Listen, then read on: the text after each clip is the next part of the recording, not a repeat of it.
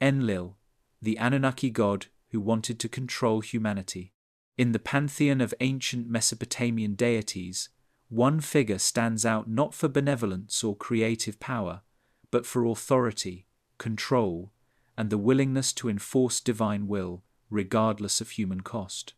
His name was Enlil, and the clay tablets that preserve his story describe him not as a distant cosmic principle like his father Anu, nor as a clever patron of humanity like his brother Enki, but as the enforcer of cosmic order, the administrator of divine law, and the God who believed humanity existed to serve, to obey, and when necessary, to be culled.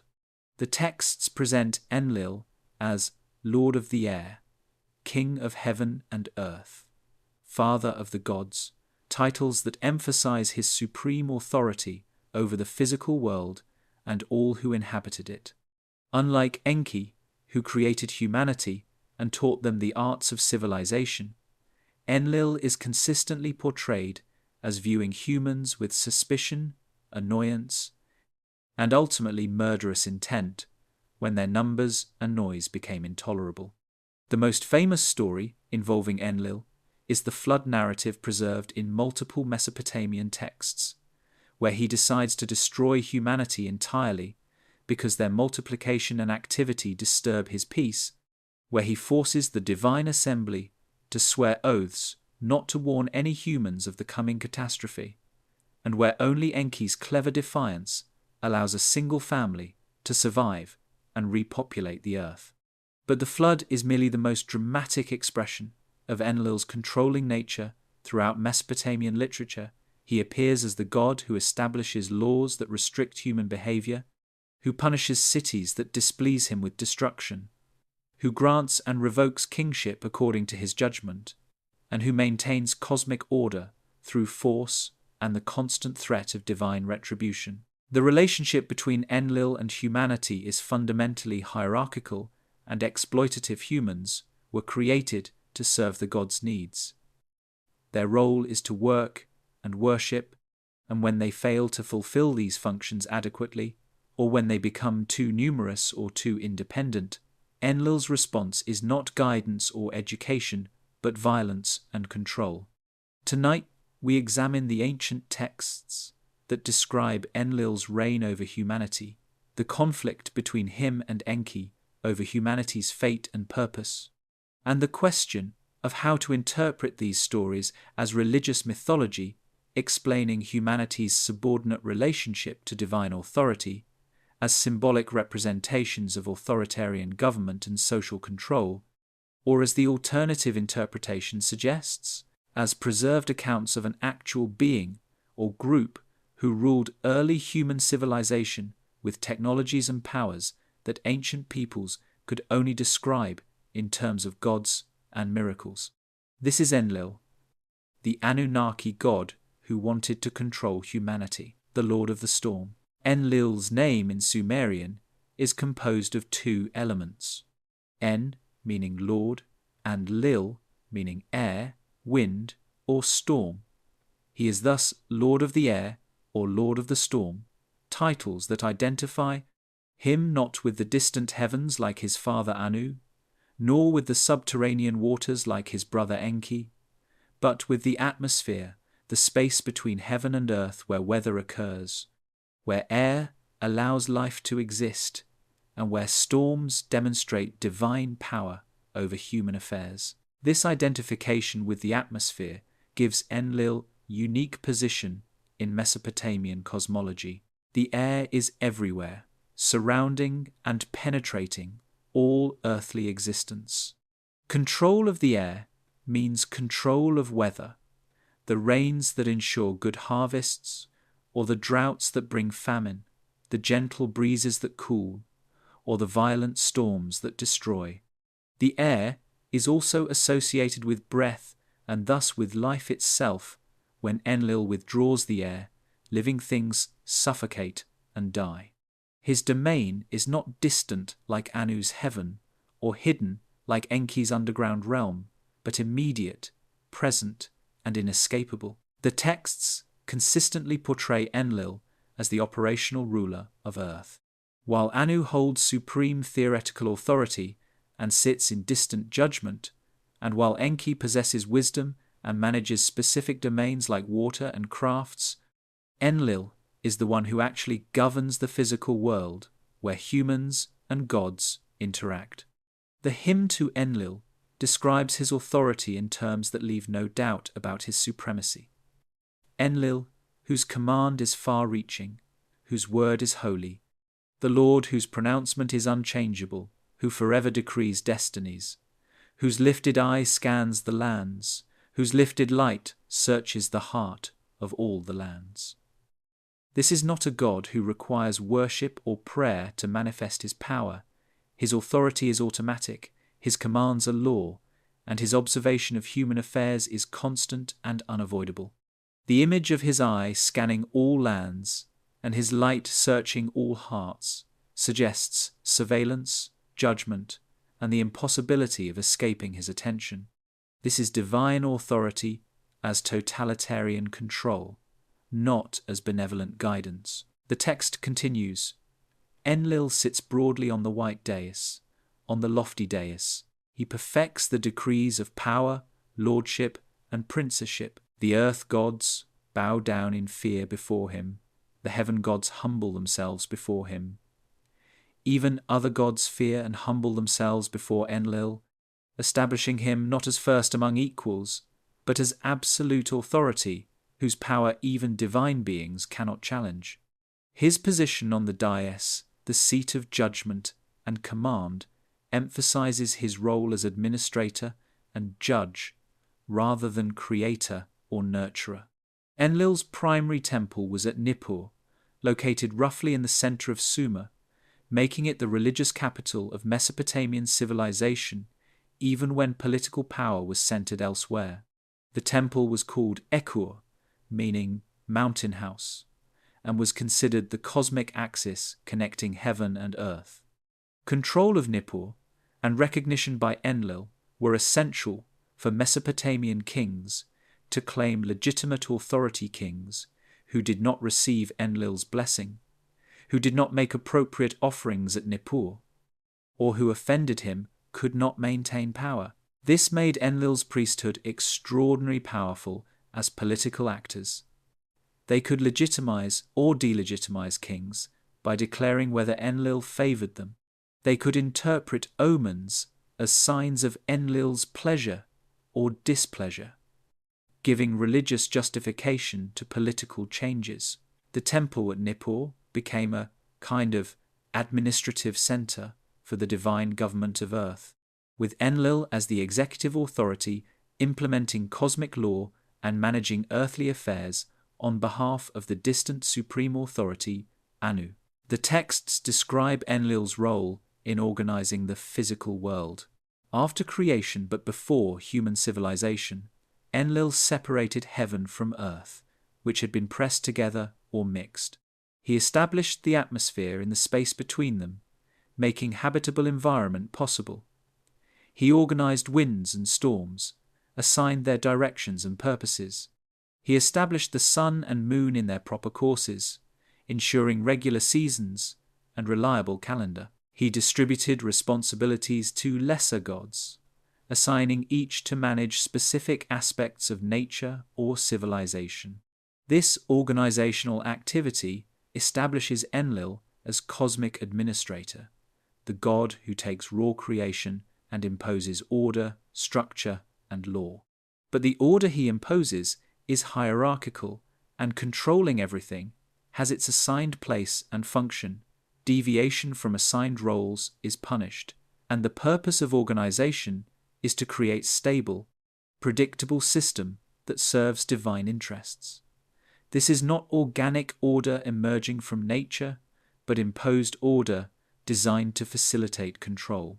The texts also emphasize Enlil's power to destroy. As Lord of the Storm, he commands devastating weather floods that wash away cities, droughts that cause famine, winds that destroy crops. Multiple texts describe cities or regions being destroyed because they offended Enlil or failed in their service to him. The cursing of Agade, tells how the city of Akkad was utterly destroyed because its king Naram-Sin violated Enlil's temple, bringing down divine wrath that reduced a great city to ruins. This destructive power serves control cities, and peoples who know their survival depends on pleasing an unpredictable, powerful authority are easier to manage than those who feel secure and independent. Enlil's character combines administrative authority with the constant threat of violence, creating relationship with humanity based on fear, service, and the understanding that humans exist at divine sufferance rather than by divine love or favor. Whether Enlil was understood by ancient Mesopotamians as literal being or as personification of natural forces and governmental authority, the texts present consistent portrait. He is the power that controls, the authority that must be obeyed, and the force that will destroy resistance or independence. This characterization as controlling rather than nurturing God sets up the central tension in Mesopotamian mythology, the conflict between Enlil's desire for order, service, and control versus humanity's desire for autonomy, knowledge, and freedom, with Enki often intervening on humanity's behalf against his brother's harsh judgment. The creation of workers. Enlil's relationship with humanity begins with their creation, but notably, he did not create them himself. That was Enki's work. Yet, it was Enlil's problem that necessitated human creation, and his authority that approved the solution, establishing from the beginning that humans exist to serve divine needs, rather than for their own sake. The text, known as the Atrahasis, provides the most detailed account of humanity's origin and makes clear that humans were created explicitly as slave labor to relieve gods from physical work. The story begins with a labor crisis among the gods themselves. The Igigi, younger gods assigned to perform physical work, were digging the Tigris and Euphrates rivers, clearing land for agriculture, and performing other heavy labor to make earth habitable and productive. The text states, "When the gods like men bore the work and suffered the toil of the gods was great, the work was heavy, the distress was much." For 40 years, the Igigi labored under these conditions until finally they rebelled. They burned their tools, surrounded Enlil's house at night, and demanded relief from the crushing burden of work. The text preserves their complaint. "Every single one of us gods has declared war. We have put a stop to the digging. The load is excessive. It is killing us. Our work is too hard. The trouble too much." Enlil's response to this rebellion is revealing of his character. His first instinct was to destroy the rebels, to punish their disobedience with annihilation. But Anu, his father, questioned this response. What are we accusing them of? Their work was heavy, their distress was much. The complaint is legitimate. Even Anu recognized that the Igigi had valid grievance and that Enlil's authoritarian response was inappropriate. The divine council convened to address the crisis. The problem was clear. Work needed to be done to maintain Earth's fertility and productivity, but the gods assigned to do it were unwilling to continue. Destroying the rebels would leave no one to perform necessary labor. The great gods themselves could not do the work because their authority and dignity depended on remaining above such menial tasks. A solution was needed that would relieve the Igigi without requiring the great gods to humble themselves by performing physical labor. Enki proposed creating a new type of being, humans who would take over the work. These beings would be made from clay, earth itself, mixed with the blood and flesh of a slain god, giving them divine spark enough to understand commands and perform complex tasks, but keeping them fundamentally inferior to gods, mortal rather than immortal, limited in power and lifespan. They would be created specifically to serve, to work, to maintain the divine order without questioning or rebelling against it. The proposal was accepted, but notably, while Enki designed and actually created humans, it was Enlil's authority that approved the project and defined their purpose. The text states that Enlil and the great gods approved Enki's proposal to create a human being to bear the yoke. Let man carry the load of the gods. The language is explicit about humanity's subordinate role. Humans will bear the yoke like oxen yoked to pull ploughs. Humans are created to be beasts of burden for divine purposes. They will carry the load they exist to serve, not to flourish in their own right. This is not creation as gift or expression of divine love, but creation as solution to a labor shortage, establishment of a permanent underclass, designed from inception to serve masters who view them as tools rather than as beings with intrinsic value or rights. 7 males and 7 females were created in the first batch, shaped by the goddess Nintu from clay mixed with the blood of Weila, a god who was slain specifically to provide divine essence for the mixture. The text describes the creation process in procedural terms. Nintu mixed the materials, shaped them into forms, called birth goddesses to assist, and the first humans emerged alive and functional. Immediately upon creation, humans were assigned to work. The Agigi were freed from labor and elevated to supervisory positions. Humans took over the digging, the farming, the construction, and the maintenance that gods had previously performed. The divine order was stabilized. Gods no longer had to work. Humans existed to serve them, and the hierarchical structure was clear, with gods as masters and humans as servants. Enlil's role in this arrangement was crucial. As ruler of Earth, he was the one who assigned humans their tasks, who determined how they would be organized and what work they would perform. The texts describe him establishing the first cities, assigning humans to live in them, and creating the social structures through which divine commands would be transmitted and enforced.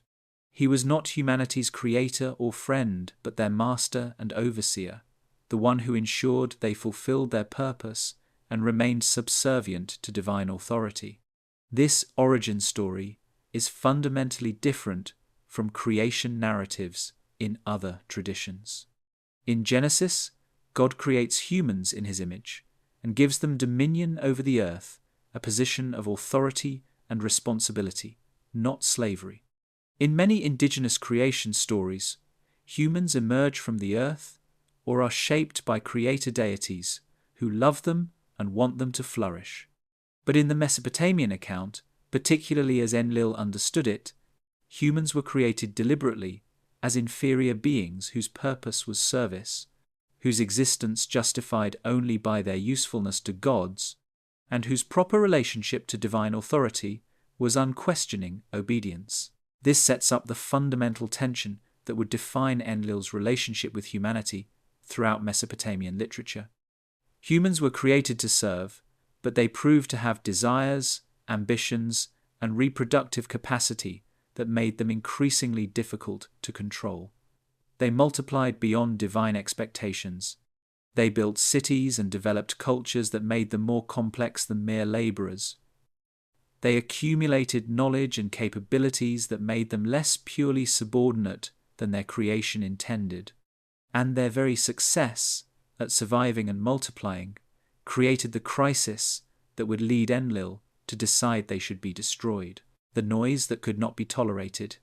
The event that triggered Enlil's decision to destroy humanity is described across multiple texts, but the reason is always the same.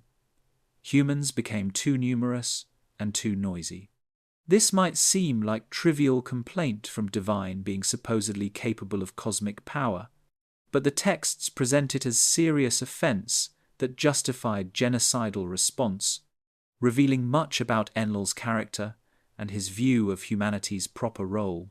The Atrahasis describes the escalation. 1,200 years had not yet passed when the land extended and the peoples multiplied. The land was bellowing like a bull. The god got disturbed with their uproar. Enlil heard their noise and addressed the great gods. The noise of mankind has become too intense for me. With their uproar, I am deprived of sleep. This is extraordinary passage. Humanity's multiplication and the activities that naturally accompany population growth farming, building cities, commerce, celebrations, daily life produce noise that disturbs Enlil's peace. His response is not to adapt, not to move away from sources of noise, not to recognize that living things naturally make sound and activity, but to demand silence and to punish those who disturb him. This is not the response of benevolent creator protecting beloved creations, but of irritable master, annoyed by servants who have forgotten their place. The text continues, describing Enlil's escalating attempts to reduce human population through methods short of total destruction. First, he sent disease. Let the plague break out among the people. Humanity suffered and died in large numbers, but survivors reproduced and population recovered. Enlil tried again with drought. Let supplies be cut off for the people. Let the plants be too few for them. Famine killed many, but again survivors persisted and eventually population recovered.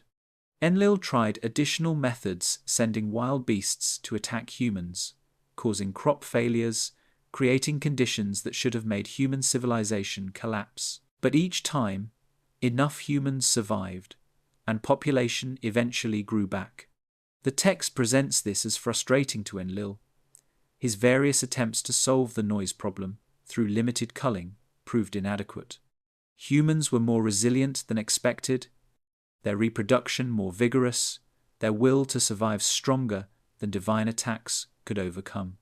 Finally, Enlil decided on complete solution, total destruction through flood. He convened the divine assembly and proposed, "The noise of mankind has become too intense for me. I am losing sleep because of their racket. Cut off supplies for the people. Let them be short of food. Let the plants be too few. Let the flood come and destroy them all." The assembly debated, but Enlil was the most powerful among them, and his determination was absolute. The gods agreed to send the flood that would destroy all humanity. But Enlil, recognizing that some god might try to warn humans and allow them to survive, required all gods to swear a solemn oath. All of us great Annunaki gods made a joint decision. I, Anu, and Enlil, and Ea, we bound ourselves by oath. Do not reveal the secret. Do not let mankind learn what is coming. This oath was binding on all gods, preventing them from directly warning humans about the coming catastrophe. Enlil wanted complete surprise, total destruction, no possibility of human survival and reproduction. His goal was not punishment for specific crimes or correction of specific behaviors, but elimination of the problem entirely. Humans had proven unable or unwilling to remain quiet, limited, and properly subservient, so they would be removed completely from existence. The noise complaint is interpreted different ways by different scholars. Some see it as literal in Mesopotamian thought. Sound had power, and excessive human activity might genuinely disturb divine peace. Others read it symbolically.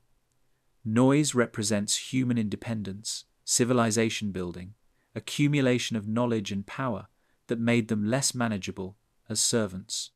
The complaint about sleep deprivation might represent not literal insomnia, but Enlil's anxiety about losing control over humans who are becoming too numerous, too complex, and potentially too dangerous to divine order.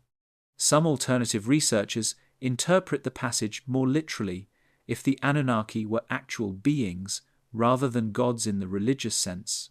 Perhaps humans were literally disturbing them with noise from expanding settlements. Perhaps the bellowing like a bull describes specific sounds from early industry or construction. Perhaps sleep refers to some state or process that human activity genuinely disrupted. This reading takes the text at face value while removing the supernatural element, suggesting real beings with real grievances about human behavior. What all interpretations share is recognition that Enlil's response was disproportionate and cruel.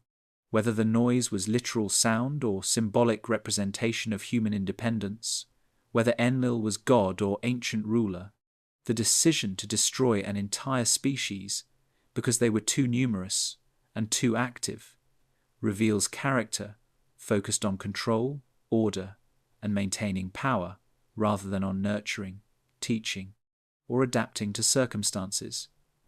Enlil could have found ways to live with humanity's growth. He could have helped them manage population or directed their energies in ways less disturbing to him. Instead, he chose extermination. This characterizes Enlil throughout Mesopotamian literature. When faced with problems caused by human behavior, his solution is force and destruction rather than understanding or accommodation. He is divine authority that will not be challenged or inconvenienced, power that demands submission, and master who views servants as expendable when they cease being useful or become troublesome.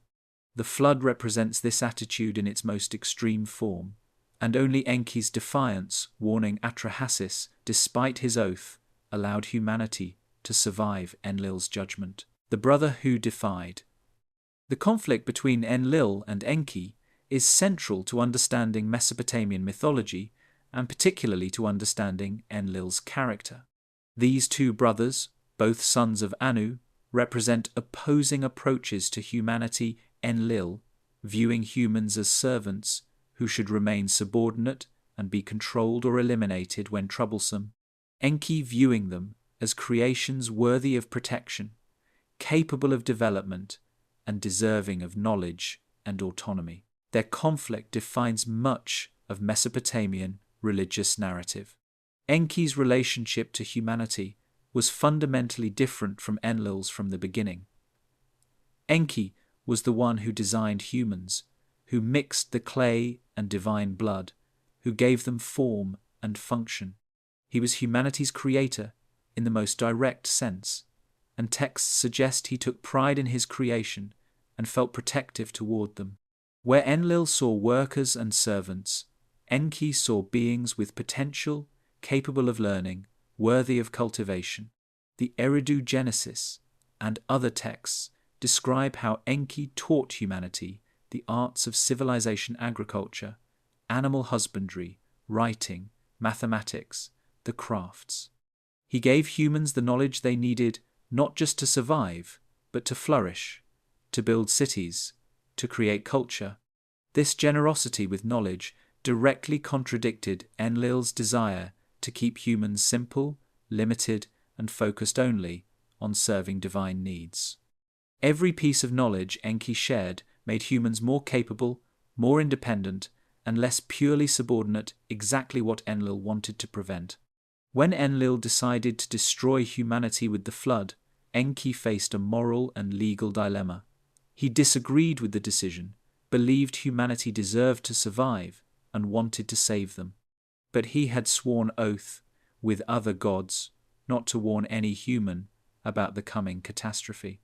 Breaking such oath would be serious violation of divine law, could bring punishment from Anu or the divine assembly, and would set him in direct opposition to his brother Enlil's explicit command. Enki's solution demonstrated both his wisdom and his commitment to humanity. He could not directly warn a human without breaking his oath, but he found a loophole. The text describes how he went to the reed wall of Atrahasis' house and spoke to the wall itself, not to the man. Reed wall, wall, wall, reed wall, listen. Wall, observe. Man of Shuruppak, son of Ubar-Tutu, demolish your house, build a boat, give up possessions, save life. The boat you build should be roofed over and equal in dimensions, length, and width. By addressing the wall rather than Atrahasis directly, Enki technically kept his oath while ensuring his message was heard. Atrahasis, listening from inside, understood he was being warned and given instructions to save himself, his family, and representatives of all living things by building a boat before the flood came. This clever evasion shows Enki's character committed to helping humans even when divine law and his brother's authority opposed it. finding ways to act righteously while nominally respecting institutional constraints. Atrahasis followed the instructions. He built the boat, loaded it with animals, birds, and seeds, brought his family aboard, and sealed the vessel just before the flood began. The text describes the catastrophe in vivid terms. The flood came forth.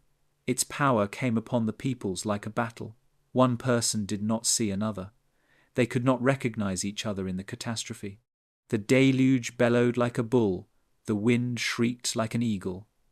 The darkness was dense. The sun was gone. For 7 days and nights the flood raged. The waters covered everything. All humans except those in Atrahasis's boat perished, along with their cities, their fields, their achievements. The texts describe even gods being frightened by the destruction's scale. They had not anticipated how terrible the catastrophe would be, how complete the annihilation. The goddess Nintu, who had helped create humans, wept at what was being done. How could I, in the assembly of the gods, order such destruction with them? Enlil was strong enough to give such a wicked command. Like the Tiamat, he has turned the people into clay. But Enlil was satisfied. The noise had stopped. Humanity had been eliminated. The problem was solved. Only when the flood ended and the boat came to rest did he discover that humans had survived, that Atrahasis, his family, and breeding pairs of animals had endured the catastrophe and would repopulate the earth. Enlil's rage when he discovered survivors is telling. Rather than relief that total extinction had been avoided, rather than mercy toward those who had endured such horror, his response was fury that his command had been defied. The text states, Enlil saw the boat and became extremely angry at the gods. Where did a living being escape? No man was to survive the catastrophe. Ninurta, another god, identified that Enki must have warned Atrahasis, as no human could have known about the flood without divine information. Enlil turned his rage on his brother. Did you allow a human to live? Did you let a man escape destruction? Enki defended his action by challenging the proportionality of Enlil's judgment. He argued that while humans might have deserved some punishment if their behavior was problematic, total destruction was excessive and unjust.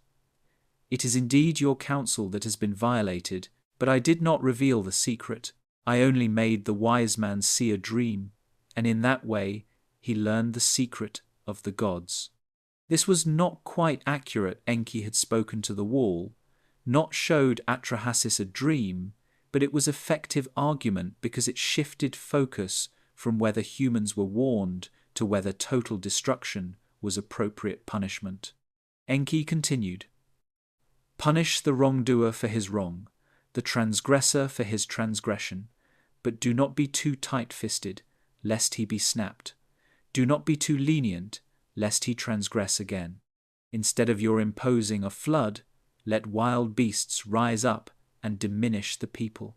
Instead of your imposing a flood, let famine rise up and destroy the land. Instead of your imposing a flood, let plague rise up and devastate the people.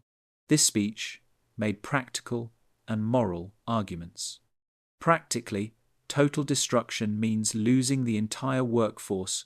Humans represented the labor problem that necessitated creating them in the first place, was unsolved if they were completely eliminated. Morally, proportionate response is more just than total annihilation if humans misbehave.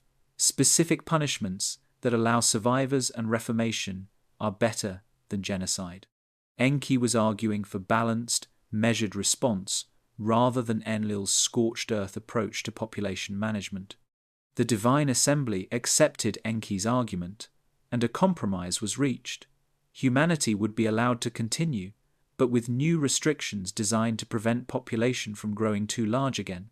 Human lifespan would be limited, whereas pre-flood texts describe humans living for centuries or more. Post-flood humans would die much younger. Women's fertility would be limited through various divine interventions. Disease, infant mortality, and barrenness would be introduced to prevent uncontrolled population growth. Humans could continue to exist and serve the gods, but natural mechanisms would keep their numbers manageable without requiring future catastrophic interventions. This compromise represents uneasy balance between Enlil's desire for control and Enki's protection of humanity. Humans survived but in diminished form, capable of civilization but burdened with mortality and suffering that wouldn't allow them to become so numerous or powerful as to threaten divine order again. Enlil accepted this arrangement, not because he changed his view of humanity, but because the assembly and his father Anu insisted that complete destruction was inappropriate, and that the labor force humans represented was too valuable to lose entirely.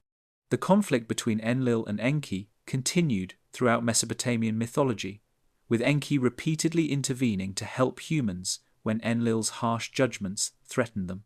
But Enlil's fundamental view of humanity never changed. They were created to serve. They existed at divine sufferance, and when they became troublesome, the appropriate response was punishment and control, not nurturing or education.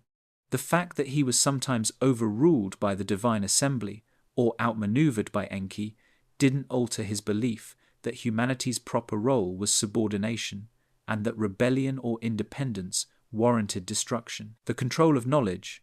One of the key ways Enlil maintained control over humanity was through restricting access to knowledge. Throughout Mesopotamian texts, there is consistent tension between Enki's desire to share knowledge with humans and Enlil's insistence that certain knowledge should remain exclusively divine, that humans knowing too much would make them dangerous or difficult to control.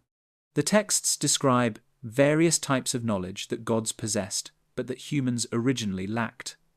Some knowledge was practical techniques for agriculture, metalworking, building, medicine.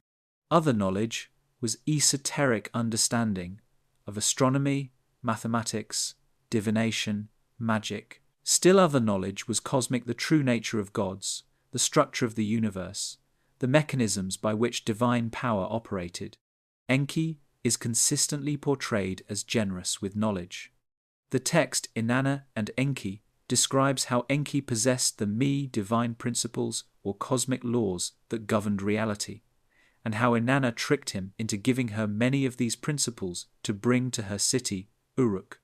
Among the that Enki released were kingship, priesthood, truth, the descent to the underworld and ascent from the underworld, sexual intercourse, prostitution, law, libel, art, music, eldership, heroism, power, enmity, straightforwardness, the destruction of cities, lamentation, and numerous others covering every aspect of civilization and human experience.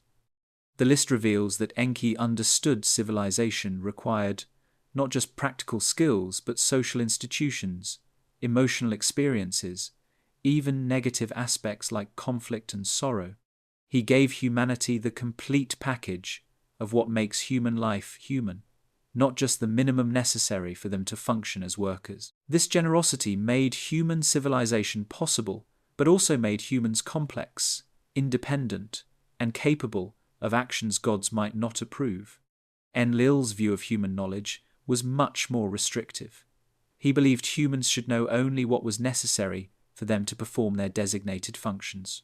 Too much knowledge would make them ambitious, would give them ideas above their station, would make them harder to control and potentially dangerous to divine authority. Several texts preserve Enlil's anger when humans acquired knowledge he believed they should not possess. The Adapa myth provides clear example. Adapa was a human priest of exceptional wisdom, described as having intelligence and understanding beyond normal humans. When he accidentally broke the wings of the south wind while fishing, he was summoned to heaven to answer to Anu for this offense. Enki, who had educated Adapa, gave him advice about how to behave in the divine presence. When Adapa arrived in heaven, Anu was impressed by his wisdom and offered him the bread and water of eternal life, which would have made him immortal like the gods. But Adapa, following Enki's advice not to eat or drink anything offered in heaven, Enki had warned him the gods might try to poison him, refused the food and water. Anu was puzzled. Why would someone reject immortality?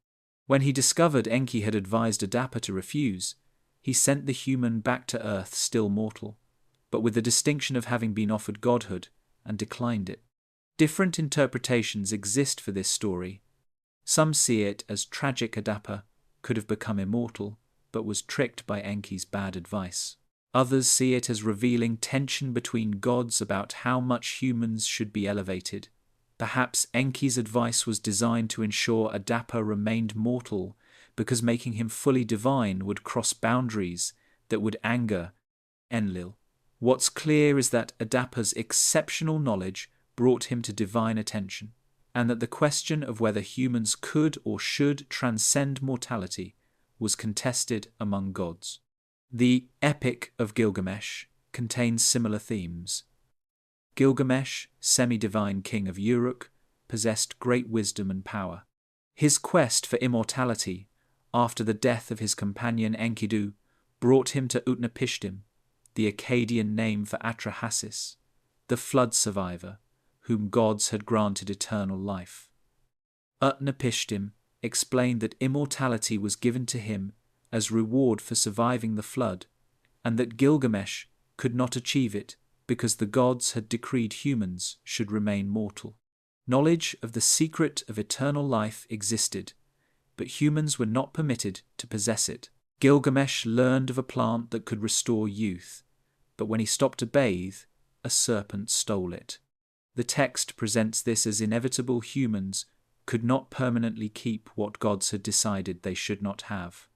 Gilgamesh returned to Uruk still mortal, having learned that human limitations were divine decree, not merely natural facts that could be overcome through sufficient effort or cleverness.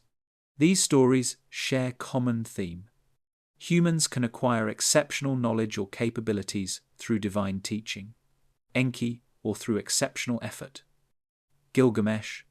But there are boundaries beyond which humans cannot go, limitations enforced by divine authority, primarily Enlil, that must not be crossed. Humans who approach these boundaries attract divine attention, usually negative. The proper human condition is to remain mortal, limited in knowledge, focused on serving gods, rather than becoming like them. Enlil's motivation for these restrictions is rarely explained explicitly, but it can be inferred from his character. Knowledge is power. Humans with too much knowledge become less dependent on gods, less controllable, potentially capable of challenging divine authority. Limiting human knowledge maintains the hierarchy that Enlil valued gods above, humans below, each knowing their place and staying within it. This interpretation gains support from the myth of Zu, where divine power is nearly usurped. Zu was a minor deity who stole the Tablet of Destinies, which contained the Me and granted its possessor supreme authority. With the tablet, Zu could command gods and nature itself. Enlil's authority vanished until the tablet was recovered.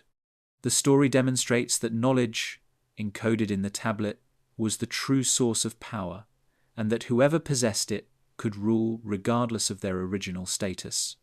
Keeping such knowledge from humans ensured they could never challenge divine authority, no matter how numerous or sophisticated they became. Alternative interpretations of Enlil's knowledge control suggest he might have been less divine authority, restricting human spiritual development, and more like advanced civilization, preventing less developed groups from accessing technologies that could be dangerous in their hands. If the knowledge of the gods included actual advanced technologies, methods for manipulating matter or energy, understanding of natural forces, tools or techniques beyond contemporary human capability, then restricting access might have been practical safety measure rather than jealous hoarding of power. But whether the restriction was divine jealousy, protecting supernatural authority, or advanced beings limiting technological proliferation, the effect was the same. Enlil worked to keep humans ignorant, limited, and dependent, while Enki pushed to educate humans and make them more capable. The tension between control through ignorance versus empowerment through knowledge runs throughout Mesopotamian mythology and defines much of the relationship between these two gods and the humanity caught between them. The temples of submission. Enlil's authority over humanity was exercised not just through cosmic judgments like the flood, but through institutional religion, particularly through the temple system that dominated Mesopotamian society.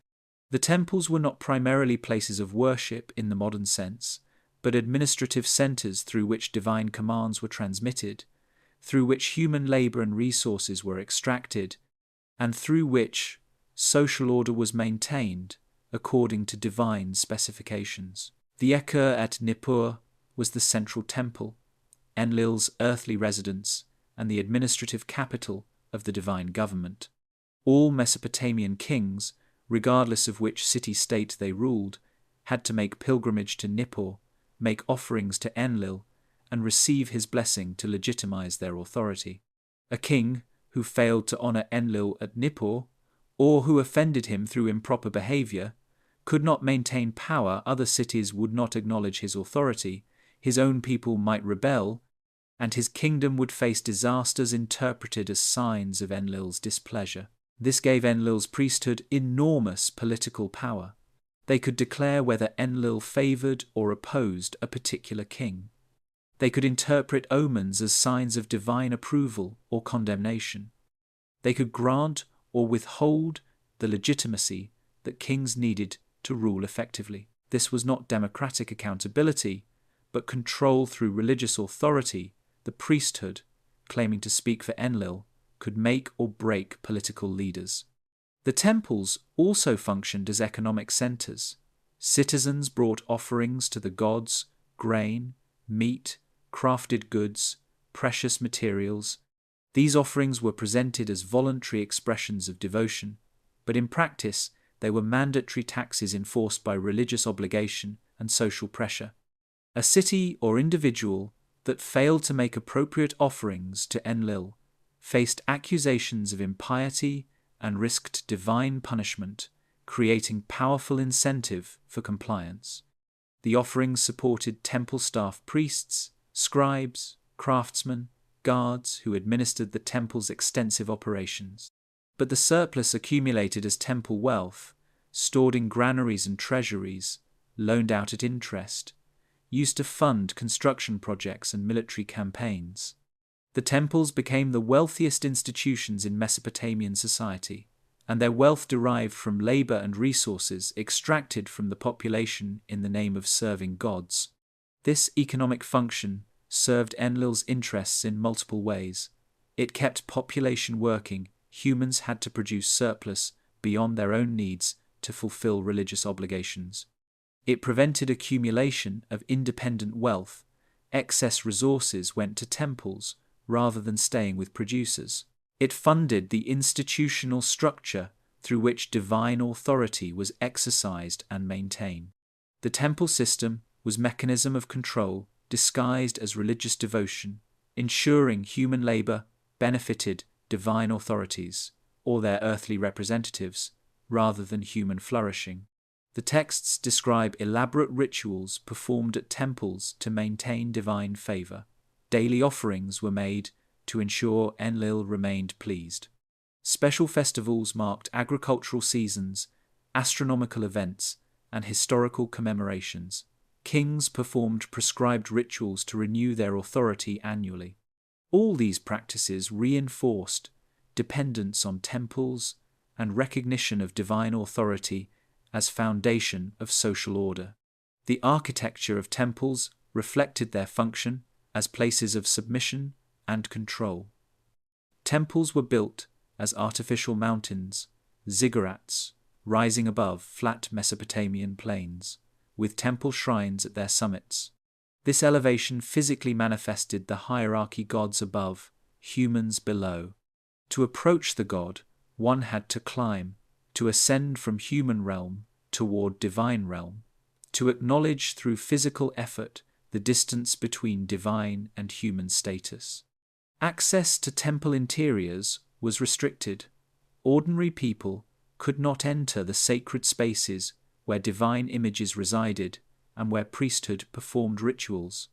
This restriction maintained mystery and kept direct access to divine authority limited to authorized intermediaries. The population understood their relationship to gods was mediated by priesthood, that they could not approach divine authority directly, that their communication with gods required going through institutional channels that could grant or deny access. The temple system also enforced social order through law. Enlil was credited with establishing the first law codes, and temple courts adjudicated disputes according to divine law. Crimes were not just offenses against human victims, but violations of cosmic order that offended gods and required both punishment and ritual purification. This sacralization of law meant challenging legal decisions was equivalent to challenging divine authority, making social order appear natural and inevitable rather than human construction that could be questioned or changed. Hammurabi's Law Code, one of the oldest surviving legal texts, presents itself as divinely authorized.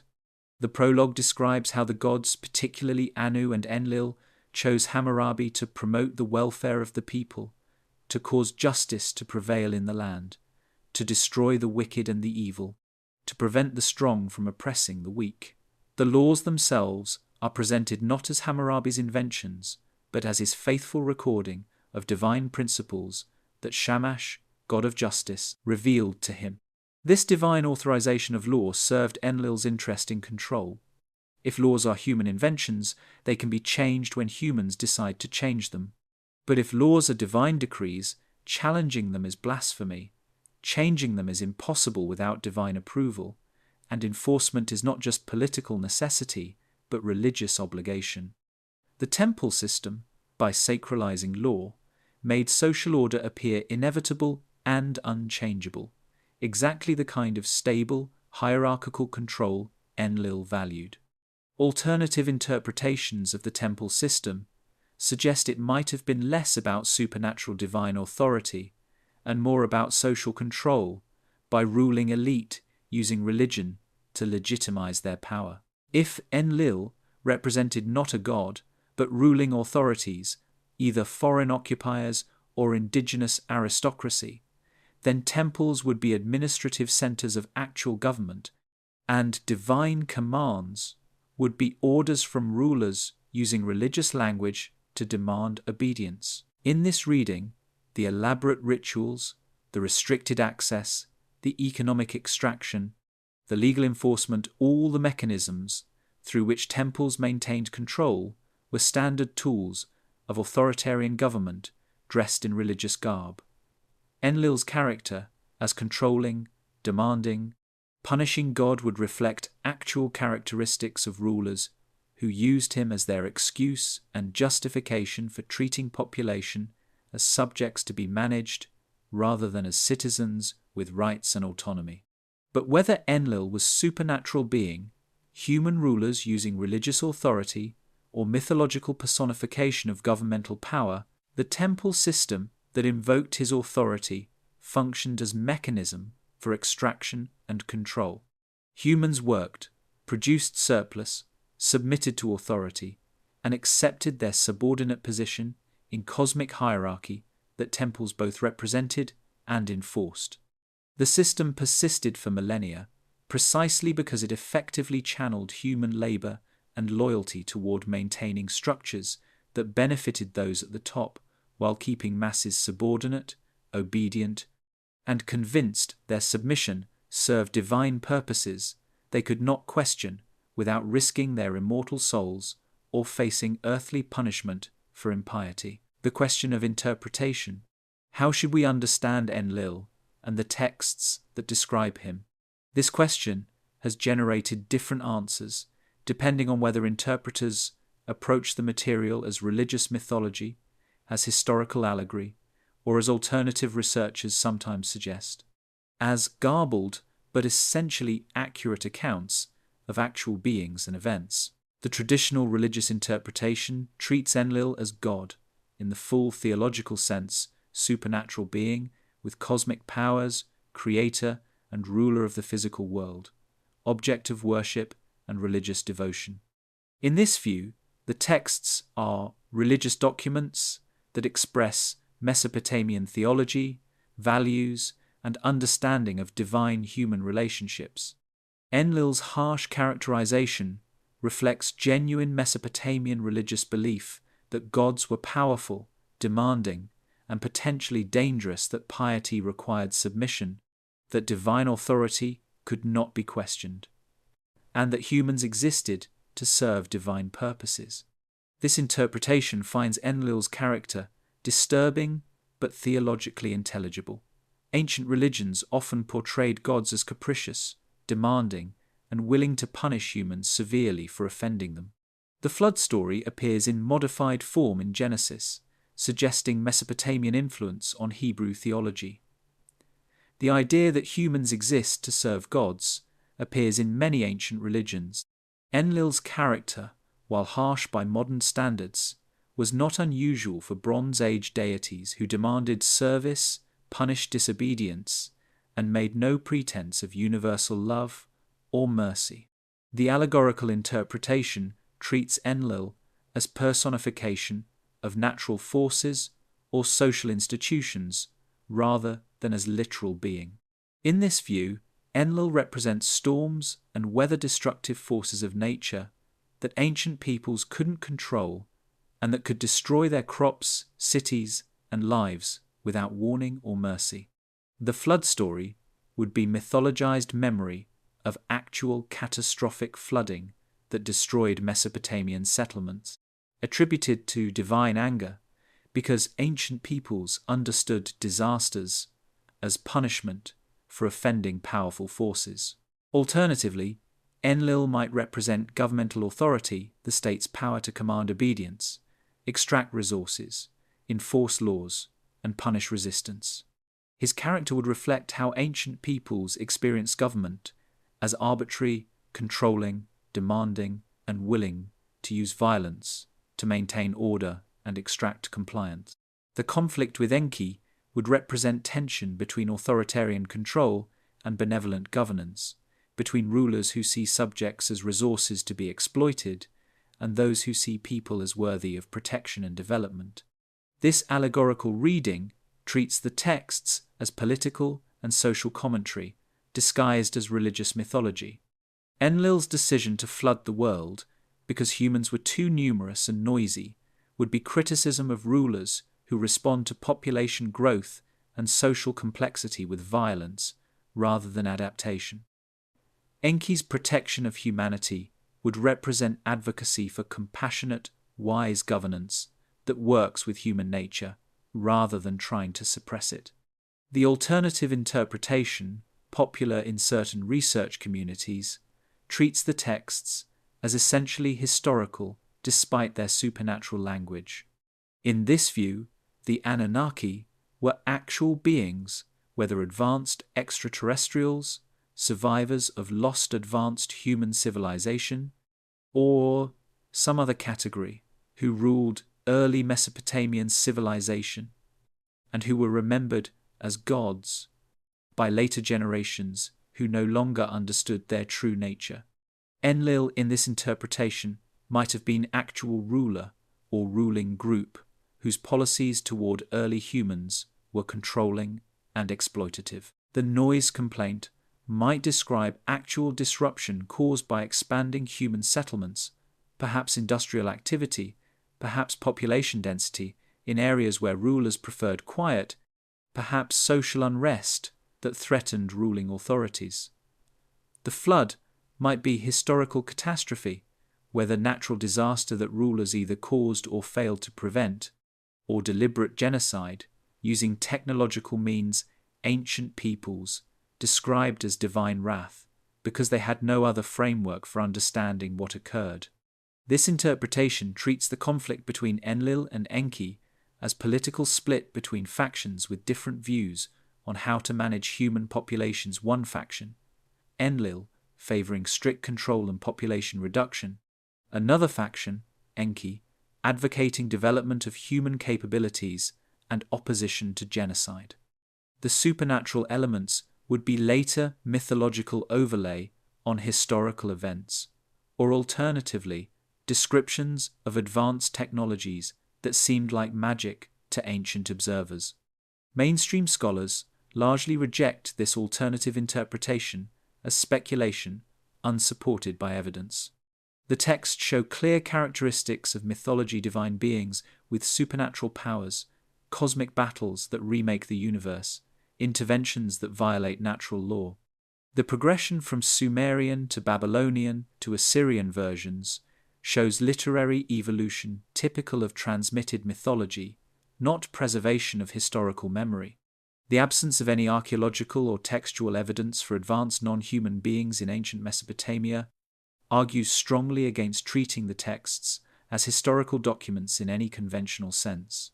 But alternative researchers note that myths often preserve kernels of historical truth, that ancient peoples were capable of accurately remembering and transmitting important events, even if they understood and described them in mythological terms, and that the consistency and specificity of Mesopotamian texts warrant taking them more seriously as potential historical sources than scholars typically do.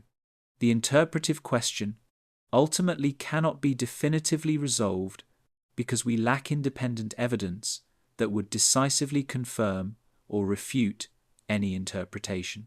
We have the texts themselves, archaeological remains of Mesopotamian civilization, and our own assumptions about what kinds of beings and events are possible, different starting assumptions about the nature of reality, the reliability of ancient testimony, and the completeness of the archaeological record lead to different conclusions about what these texts describe and how seriously to take their claims about beings called Annunaki, who ruled and controlled early humanity. What remains clear, regardless of interpretation, is that Enlil represents authority that controls, demands submission, uses force to maintain order, and views those under its power as existing to serve rather than as having intrinsic value. Whether this authority was divine, human, or something else, the texts present it consistently, and Mesopotamian civilization organized itself around acknowledging, submitting to, and maintaining the hierarchical order Enlil represented. The question of whether this was religious devotion to actual God, political submission to human rulers using divine authority as legitimation, or something else entirely, may never be answered definitively, but the texts themselves stand as testimony to how ancient peoples understood power, control, and the relationship between rulers and ruled. The legacy of control. Enlil's influence on human civilization extended far beyond ancient Mesopotamia. The themes his mythology embodies: divine authority demanding submission, rulers claiming right to control populations, law as sacred unchangeable decree, knowledge as power to be restricted, resistance as crime-deserving punishment, have echoed through millennia of human political and religious development. The concept of divine right of kings, which dominated European political theory for centuries, has clear parallels with Enlil's role as grantor of kingship. Kings claimed to rule by God's will, that rebellion against them was rebellion against divine order, that their laws had sacred sanction. This is precisely the function Enlil served in Mesopotamian thought, legitimizing royal authority by connecting it to cosmic order, making political obedience equivalent to religious piety, turning resistance into blasphemy.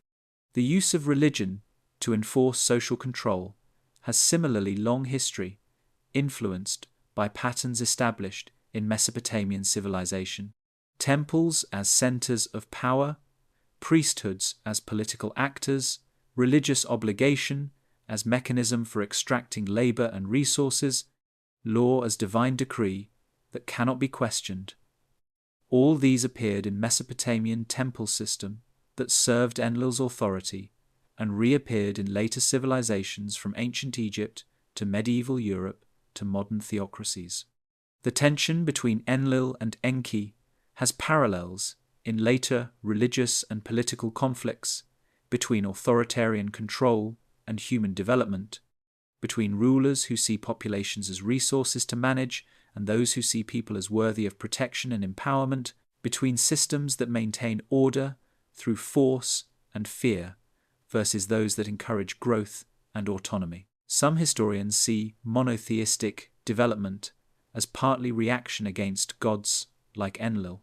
The Hebrew Bible's God demands obedience like Enlil, but also promises justice, shows mercy, enters covenant relationships with believers, and is portrayed as loving creation rather than merely exploiting it.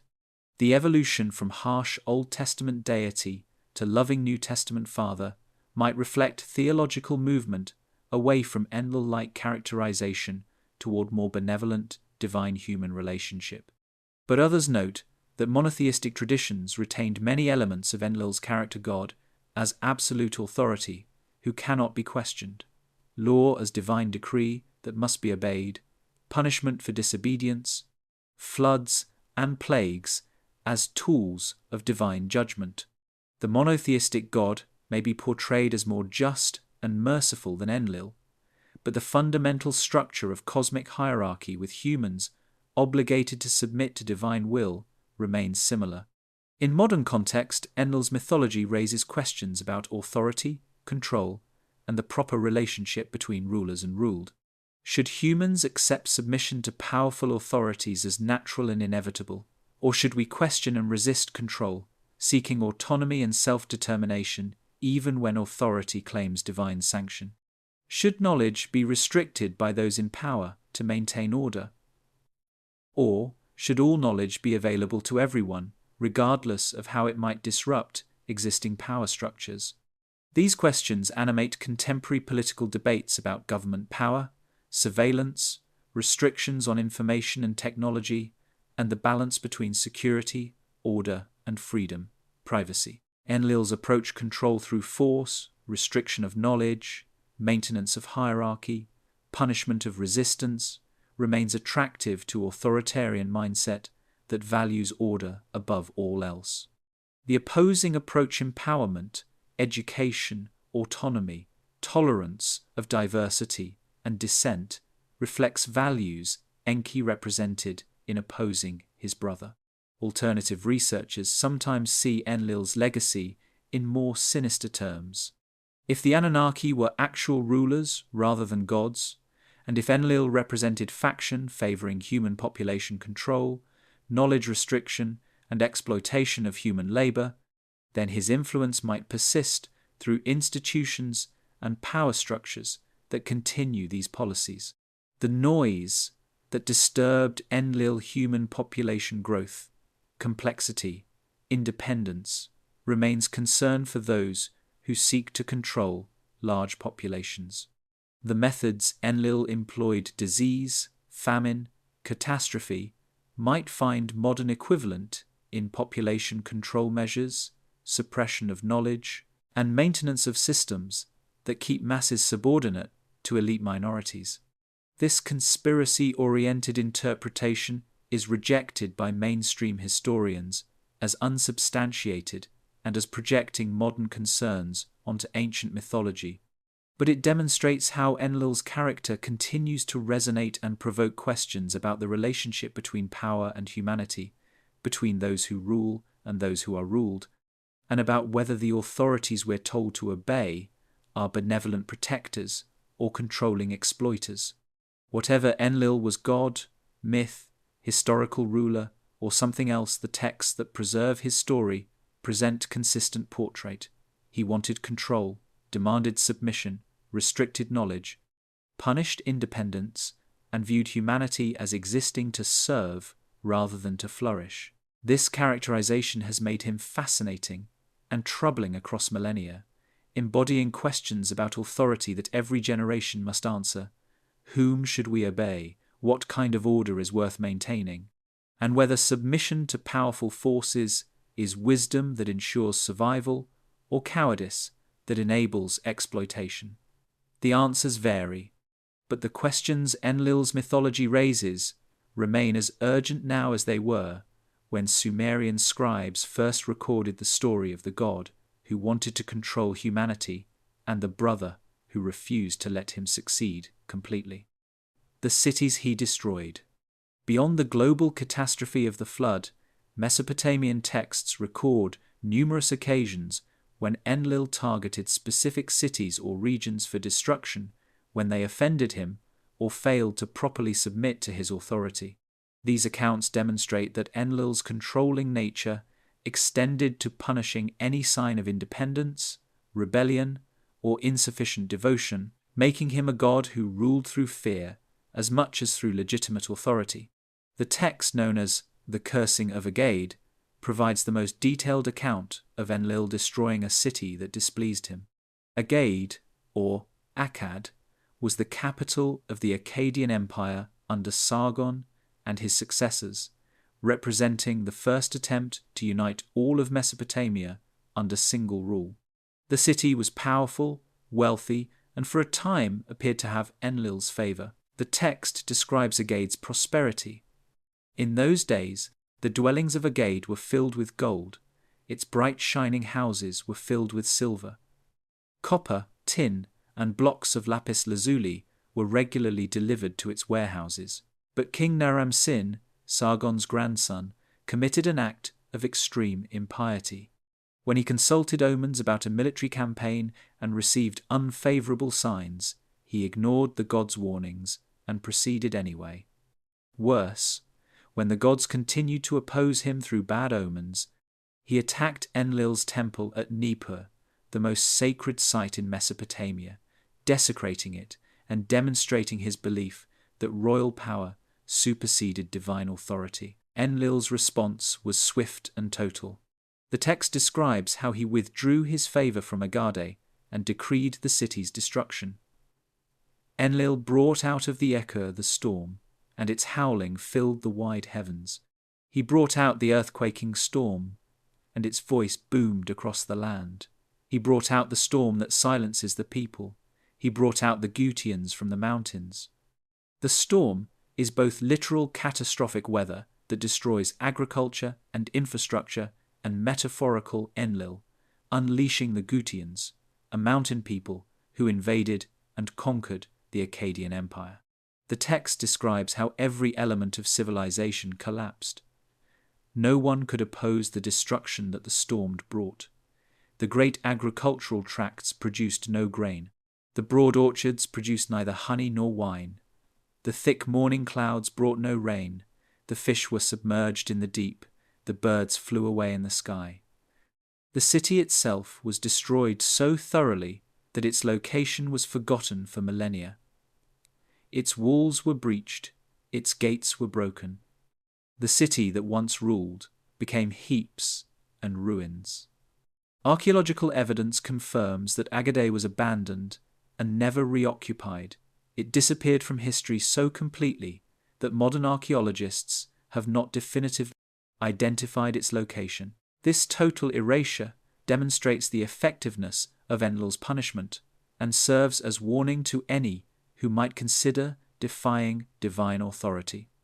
Other texts describe similar destructions. The lamentation over the destruction of Sumer and Ur records how Enlil brought invading armies to devastate the southern cities during political upheavals around 2000 BCE. The text presents the destruction as punishment for moral failings kings who neglected religious duties, people who violated sacred laws, societies that became too proud and independent. The pattern across these destruction narratives is consistent. Cities prosper under Enlil's blessing, leaders grow proud and forget proper submission to divine authority. They commit some act that demonstrates independence or defiance. Enlil withdraws his protection and actively brings catastrophe, and the city falls completely and serves as example to others of what happens when divine authority is challenged. This pattern served clear political and social function. Kings understood that maintaining Enlil's favor required not just ritual observance, but genuine submission, that military power alone could not protect them if they offended supreme divine authority, and that independence from religious establishment came at catastrophic cost. The destruction of powerful cities like Agade demonstrated that no human authority, however great, could defy the divine order Enlil represented and maintained. For the population, these stories reinforced that resistance to authority, whether divine or royal, led to collective punishment. When Naram-Sin defied Enlil, it wasn't just the king who suffered, but the entire city, all its inhabitants, everything they had built. This collective responsibility meant that maintaining social order and preventing anyone from offending the gods became everyone's concern. Peer pressure and community enforcement supplemented official sanctions in maintaining control. The destruction narratives also served eschatological function, explaining historical disasters and political upheavals as resulting from divine judgment rather than from natural causes or human political factors. When cities fell to invaders, when kingdoms collapsed, when prosperity turned to famine, these weren't random misfortunes or failures of human leadership, but punishments for offending Enlil, proving divine authority and demonstrating consequences of rebellion or independence. Alternative researchers, examining these destruction accounts, sometimes note parallels with modern warfare, or with accounts of advanced technology being used to destroy cities. The descriptions of storms bringing destruction, of earthquaking and fire from heaven, of total annihilation leaving cities uninhabitable, these could be read as descriptions of bombardment, seismic weapons, or other technologies that would appear supernatural to ancient observers. The fact that some destroyed cities like Agade were never rebuilt, and their locations forgotten, suggests either complete destruction beyond possibility of reconstruction, or deliberate erasure, including removal of survivors who might rebuild. The thoroughness of the erasure goes beyond what would be expected from invasion alone. Conquerors typically repopulate and rebuild valuable sites rather than abandoning them permanently. But mainstream historians explain the destructions through documented historical processes. The Gutian invasion that destroyed the Akkadian Empire is historical fact, documented in multiple sources. The fall of Ur around 2000 BCE resulted from Elamite invasion, combined with internal political fragmentation. These were real military and political catastrophes that Mesopotamian texts interpreted through religious framework, attributing to divine punishment what modern historians explain through secular factors like political instability, military weakness, or environmental challenges like drought that weakened civilizations and made them vulnerable to invasion. The theological interpretation, Enlil destroying cities that offended him, served to make sense of disasters and to draw moral lessons about importance of maintaining proper relationship with divine authority. Whether the underlying events were supernatural punishment or natural political catastrophes retrospectively given religious meaning, the function was the same, demonstrating Enlil's power, establishing consequences for defying authority, and maintaining the hierarchical order where humans submitted to divine or divinely sanctioned rule. The destruction narratives remain powerful precisely because they demonstrate that Enlil's control was not merely administrative or legal, but included willingness and capability to utterly destroy those who defied him. This was not authority that could be safely ignored or passively resisted. It demanded active compliance and punished insufficiently enthusiastic submission. The God who wanted to control humanity maintained that control partly through benefits granted to those who obeyed, but primarily through terror, inspired by examples of what happened to those who didn't. The enduring questions. Over 4 millennia after the last cuneiform tablet describing Enlil was inscribed, his character continues to generate debate, discomfort, and questions about authority, control, and the proper relationship between power and those subject to it. The texts present him consistently across centuries, controlling, demanding, punishing, viewing humanity as created to serve and entitled to destroy them when they become troublesome. This characterization troubles modern readers and raises questions that each generation must answer based on their own values and understanding. The religious question asks whether Enlil represents legitimate divine authority that humans should respect and submit to, or whether he represents false god, distorted understanding of divine nature, or even demonic power masquerading as deity. Some religious traditions influenced by Mesopotamian mythology incorporated Enlil-like characteristics into their conceptions of God: absolute authority, demanding obedience, punishing defiance, willing to destroy vast populations for offending divine will. The God of the Old Testament shares some of Enlil's characteristics, particularly in early books, where he sends plagues, commands genocide, and demonstrates harsh judgment.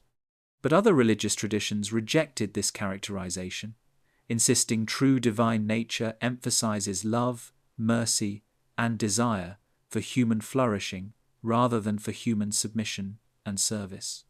The development from wrathful Old Testament deity to loving New Testament Father might represent theological evolution away from Enlil-like understanding toward more benevolent conception of divine-human relationship. The question is whether Enlil represents authentic divine nature that humans should acknowledge and submit to, or whether he represents primitive, distorted religious understanding that more mature theology transcends.